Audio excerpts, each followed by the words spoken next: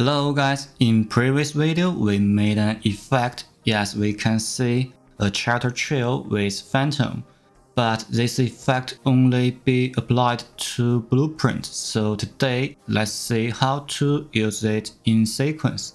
Okay, first let's reveal this effect. We use possible mesh and Niagara to create this effect. Possible mesh can get the pose of current charter animation. For example, charters running. In this frame, we can get the running pose. Yes, it's like spawning a static mesh of the current running pose. So we use set timer by event to spawn different running pose, set possible mesh material, and then we can get a phantom effect like this.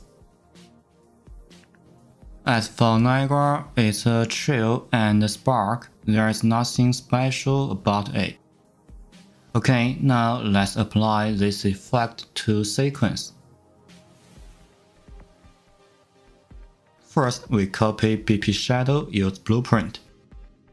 In sequence, we can't use getPlayerCharter, so we need a new variable.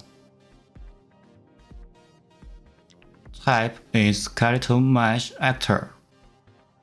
Rename it to charter. Also editable in the level. Yes, here we need get skeletal mesh component and connect them. Okay, we don't need to make any changes in this blueprint. Let's save and add a level sequence. Okay, in the sequencer we add a camera.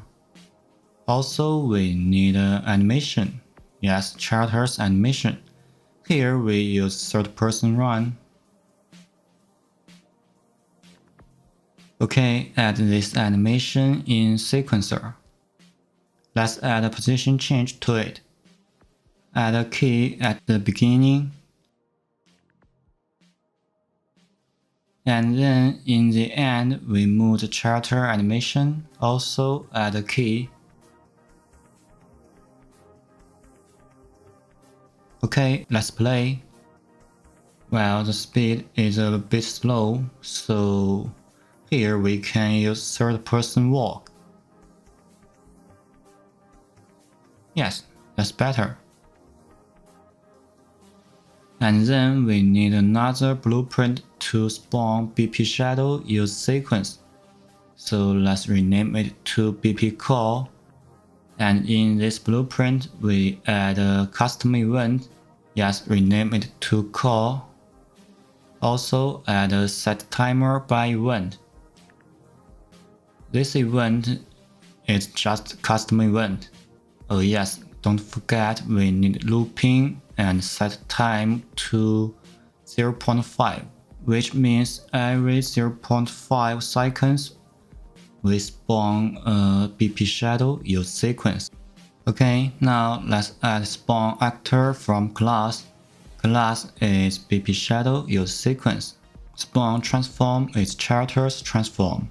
So we need copy these charters. Oh yes, in BP shadow we don't need this charter, it's editable. We need this charter in BP call is editable.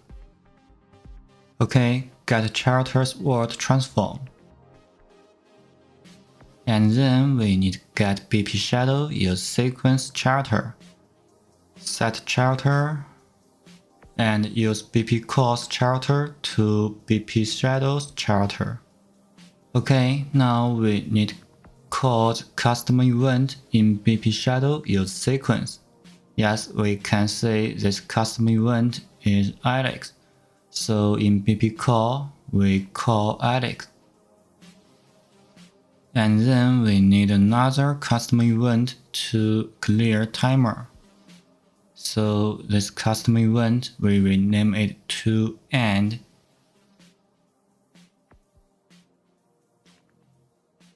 Okay, that's it. Save the blueprint. Add BP call in the level. Yes, we can see. Here we can select charter in the level. So we select third person run and also add BP call in sequencer. Okay, we add an event trigger, add a new key, then create a new endpoint. Yes, for BP call, we call the custom event. Yes, this event's name is call. And in the end, we also need another trigger. Yes, it's same, we create new endpoint. And this event we call end. Okay, so if we want to spawn phantom, we use call, and if we don't want to spawn phantom, we use end. Yes, that's all blueprint settings. So let's play, it should be work. Okay, it doesn't work.